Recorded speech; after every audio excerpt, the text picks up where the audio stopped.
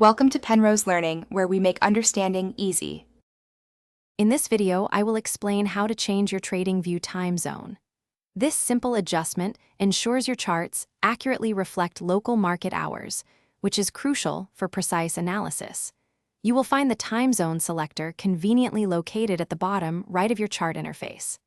A quick click on the current time zone display will reveal a comprehensive drop-down menu, allowing you to easily select your preferred time zone from hundreds of global options. Let's dive into the exact steps. To adjust your chart's time zone, first, direct your attention to the bottom right corner of your TradingView chart. You will see the current time zone displayed there, often abbreviated. Clicking this area opens a comprehensive list of available time zones. You can efficiently scroll through this extensive list or utilize the convenient search bar to quickly pinpoint your exact geographical location or preferred time zone. Once selected, your chart's timestamps will immediately update to reflect the new setting, providing accurate data. Understanding the impact of your time zone setting is vital for effective trading. A correctly configured time zone ensures that your chart's candlesticks and bars accurately represent the market's open and close times in your local region. This alignment is crucial for avoiding misinterpretations of price action and for making informed trading decisions.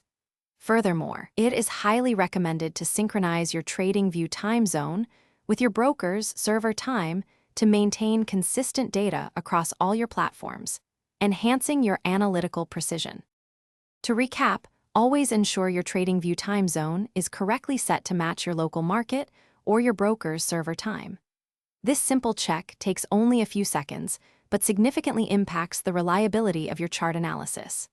Remember, indicators and automated strategies often depend on precise time data, so accuracy here is paramount. While changing the time zone adjusts how historical data is displayed, it does not alter the underlying data itself. Keep your charts aligned for optimal performance.